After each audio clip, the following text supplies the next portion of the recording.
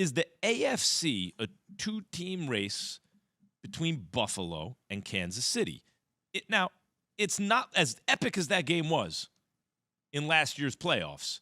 That wasn't the AFC Championship game. So that suggests that it's not a two-team race, right? On the other hand, if you asked me who are the two best teams in the AFC right now, I'd say the Chiefs and the Bills, in whatever order you want to put them. So, Key, let me start with you. Is the AFC a two-team race? No, I don't think it's a two-team race. I think it's probably a five-team race, but two teams are ahead of the pack, which is the Bills and the Chiefs. But then you got the Ravens that's sitting there. I'm not going to discount the Chargers because I think it's the Chargers coach, and it all factors in. And Staley's going to continue to get heat, especially from me, as he continues to make some decisions that are head-scratching. And then I also count in the Browns and the Bengals in there. So that's like a 5 to 6 team race that I believe in the end you're going to see these 5 to 6 teams hovering around. So, Harry, I get Ravens. By the way, I say the answer is no also because I just had a feeling all offseason about Lamar this year. Yep. Based on how he played last year with what was around him, the health of the team, his own health, now his contract status, everything, and the trajectory of his career, I still am taking the Ravens to win the Super Bowl this year. If you make me pick one team, I'll take them. So there's one. The Bengals were in the AFC Championship game. Yep. We're in the Super Bowl. Last year came one play away from winning it.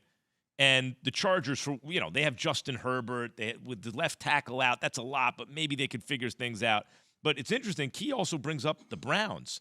And if Brissett can keep them treading water, Deshaun Watson, whatever, the implications of his coming back are outside of the scope of the gridiron, the fact is he's going to come back. Yeah. And if their record puts it within striking distance, you now add an elite quarterback to the Browns. Are those the teams you think? Or are there any ones that we're missing? Do you agree with those teams? No, I agree with all those teams, and ironically, all those teams have quarterbacks, right? You talk about the Baltimore Ravens, and I'm going to talk about some of their deficiencies and things that could possibly hold them back.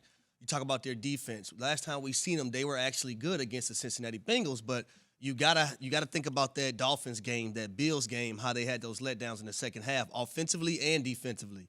When you talk about the Cincinnati Bengals early in the year, what plagued them? The offensive line, giving up 13 sacks in 2 games. Now, they've been decent of late, but can that group play in unison and not do what they did last year? They gave up 9 sacks in the playoff game. Granted, they won it. I don't think they can have that makeup this year and still have the success that they had last year, so they have to continue to get better. Then you look at the Chargers. The thing that's plaguing the Chargers is health. You're talking about Rashawn Slater not being there. Joey Bosa, he's out until he can return. Keenan Allen, can he remain healthy? I actually like the Chargers because on paper, the Chargers are so damn good, they just have to go out there and do it, put it on the field. And Brandon Staley is actually a guy, and it happened last year, that can hold this team back. And I'm hoping that's not the case this year, though, Max. And I forgot the Browns. The Browns just can't lose games they're supposed to win. You're playing the New England Patriots this weekend, and like Keith say, don't let Dr. Z, get the best of you, because if you lose a game like this, I'm going to be squinting my eyes a little bit. Patriots just blanked the Patriots just blanked. What's impressive to me is the Belichick defense just blanked a team whose offense had looked good until then. Blanked them. Like it's not that they won. They won by a wide margin. They didn't give up a single point. The run game has been very efficient for New England like it was last year. That's one of the reasons they're having success, plus that defense.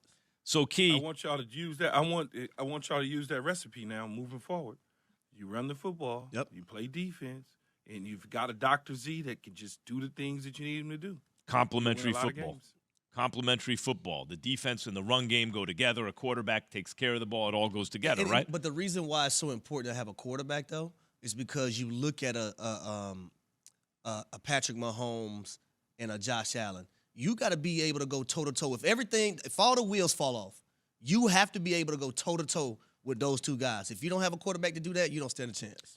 Have we seen Harry, and correct me, I could be totally wrong because I've watched a lot of football for a long time. Mm-hmm. Have we seen Josh Allen or even Patrick Mahomes, for that matter, dominate a top defense. I'm not talking about a defense that we think is good and got some, but have we seen them? I'm talking about one of those Baltimore Ravens, Tampa Bay Buccaneer, L.A. Ram, top-notch Ain't been none defenses. of just take them to the haven't been woodshed. any of them. Well, the Bills last year was a It top hasn't defense. been any?